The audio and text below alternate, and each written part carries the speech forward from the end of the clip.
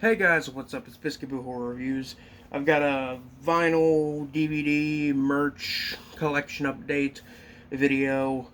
Pretty small one. Haven't been buying too much lately. Um, and some of this is just some stuff that I kind of completely forgot to put in one of my videos. So yeah, let's just fucking do it. Um, Start with the Blu-rays and DVDs. There's not too many of them, so let's just dive right in.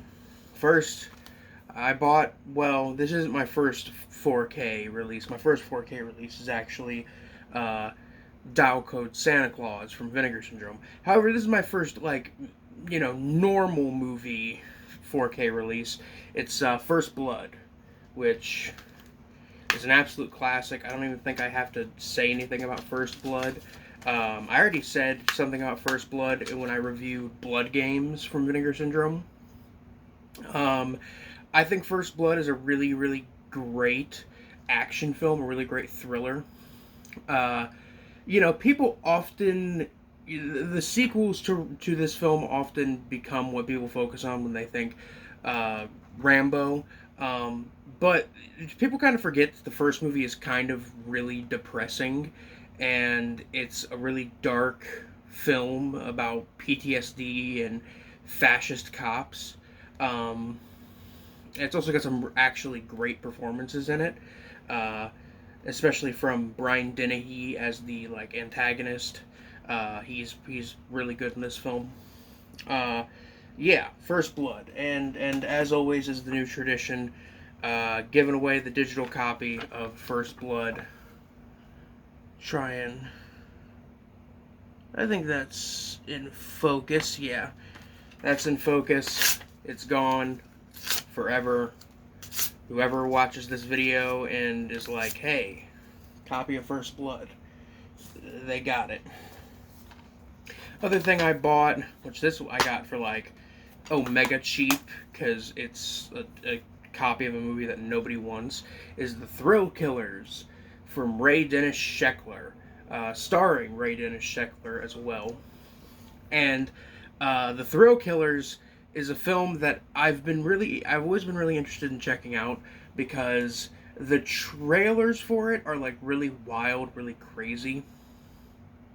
And the trailers, advertise that as the psychos attack in the movie, they'll be attacking the crowd, and apparently, that was the gimmick. Ray Dennis Sheckler and a couple of the other guys would come out into the crowd, running through the crowd, screaming, holding fake axes and stuff. During the scenes of horror, which I think is a pretty interesting, pretty entertaining little gimmick. It's definitely not the best gimmick I've ever heard, but it's a gimmick nonetheless. So I gotta give credit where it's due.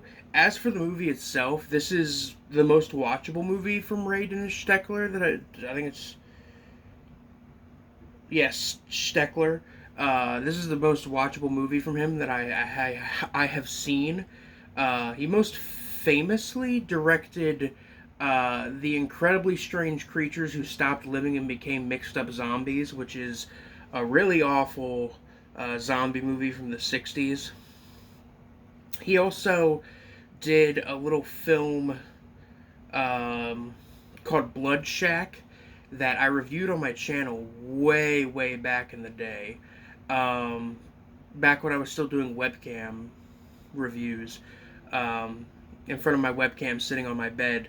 So those reviews are set to private because I'm embarrassed by them. But Blood Shack is probably one of the worst movies I reviewed on my channel. It's definitely not the most rage-inducing movie. It's just really boring. I've been kind of meaning to rewatch it just to see if it's as bad as I remember, but I really don't want to suffer like that. But yeah, The Thrill Killers. This is the release from Shriek Show. This is a very old DVD release. Um, Nothing amazing, but it's a somewhat interesting little 60s kind of proto slasher almost. The last movie I bought is Possessor. I fucking got it. I got the uncut version. I have been like checking online for the uncut version for a while because the prices were going all over the place. It was going out of stock places. On Amazon it was sitting at like $30 for this Blu-ray, and then like 35 to 40 for the 4K release. Honestly, this movie's really good. This was like my third favorite movie last year. And I rewatched it last night, and I think it still holds up pretty well on a rewatch.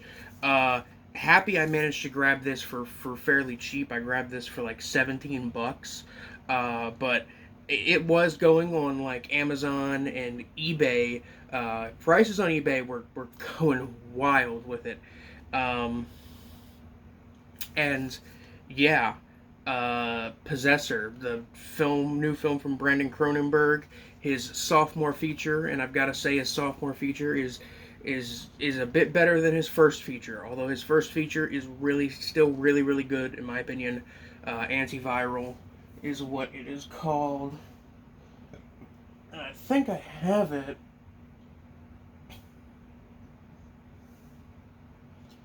Or maybe I don't have it right here. Could have sworn I had it on this fucking shelf next to me, but I guess it's not there. Whatever. Possessor, uncut. If you're gonna see this film, see the uncut version. The uncut version isn't on streaming, so don't stream it. Honestly, I think it's weird. I think it's fucked up that the only way to get the uncut version is either to pirate it, or to get it off a torrent site, or to buy the Blu-ray. Those are your options to get the uncut version, which is kind of dumb. The cut version is, I mean, it's not awful, but it's nowhere near as good. On to some random memorabilia. This was a late Christmas present from my younger sister. She forgot to give this to me, so she gave it to me recently, and I was like, what the hell is this? She's like, oh yeah, I bought this for you for Christmas. I forgot to give it to you. It's a Funko Pop, which I don't really collect these anymore because they're kind of all really bad. However, this one in particular, I'm not upset by, because it's a pretty good one. It is Papa Emeritus 4, which is like it's a Hot Topic exclusive, but really, when it comes to this kind of bullshit, when it says Hot Topic exclusive, it means that that's the only place you can get it, not that it's going to be limited. And because people think that, oh, because something's an exclusive means it's going to be worth more, so people jack up the prices on these things. But, like, that's not the case. It's not worth jacking up the price, trust me. There are hundreds of these things in every fucking Hot Topic right now. They are very much available, and very common. But yeah, you know, Ghost, Papa Emeritus 4, Funko Pop. This one I'm actually going to display because it was a gift. I think I'll probably take it out of the box just because I don't care. I mean, I'm going to do it on camera too, just to spite people who like Funko Pops. Do I have anybody like that watches my channel? I hope not. You know what? This actually ain't a bad pop. This one ain't bad. I ain't even mad about this. This is actually a pretty decent one. The detail on it is nice. Just put that right there for now, next to the worm, baby. This I bought like a month ago, and I forgot to include it. Mainly because I kind of forget when I buy merchandise that I can include them in these videos, but I forget. I bought this from Creepy Co. It is the Goosebumps fucking One Day at Horrorland blanket, which is a nice little throw blanket. Nice and cozy. They keep you warm. I'll cover my legs with it. And it goes nicely with my vintage Goosebumps throw pillow that I have, that I now throw onto the bed. Hey, it's a throw pillow. And this is a throw blanket. But yeah, I'm funny. Alright, onto the albums. Bought 2 vinyls, and they cost money, so, you know. Yeah. The first one I got is Pink Floyd's The Wall. My favorite Pink Floyd album. Also one of my favorite movies. Not their best album. I think their best album is probably Metal. Metal or Animals. However, I really like this album. It was one of the first Pink Floyd albums I ever really listened to. And I think it's a very, very good album. This was kind of an expensive album. This was like $30. But I wanted to get it new. I didn't want to get a used copy.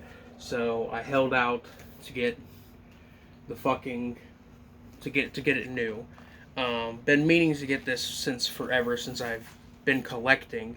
And I figured since I already pulled the trigger on In the Court of the Crimson King, I would go ahead and pull the trigger on this one, because I figured it would be worth it. And it was worth it. This album is really, really great. And yeah. I don't know what to say. It's The Wall. It's an album that is kind of universally praised. So I can't really say much about it. This album, I can say a few things about. It is Stygian Bow, Part 1. This is the new album from Bell Witch. It's a collaboration between Bell Witch and the neo-folk artist Ariel Ruin. This is a very, very good slowcore kind of mix of slowcore, doom metal, and folk. I really, really like this album. This is the second album from Bell Witch that I own. The first album being Mirror Reaper, which is, I think, their most accomplished work. However, this is a really interesting kind of departure from what they were doing with that album. But still, this is a really, really good album. Highly recommend it. Highly recommend giving it a listen. And I'm pretty sure I bought this at my local record shop. And the vinyl itself is this nice purple color. I really like that. I really like colored vinyl because it looks cool, and that nice purple really, really pops. This cost me like $33 because I bought it local. Because I bought it from a local record shop, and their prices are usually a little high, but they're local. I like to support, you know, local business. But yeah, this is a really good album. You guys should check it out. And you know you can trust me on this, because how can you not trust a guy who's wearing a fucking Gummo shirt and a Corbis Devil's Reign pendant? How can you not trust this guy? How can you not trust a guy wearing this? Obviously, you have no counter argument, because I'm talking to a fucking camera. But yeah, that's it. That's the update. Just a real quick little video before, you know, I go back to being quiet. Either way, that's it for now. This is Biscuit Boo Horror Reviews, signing off. Peace.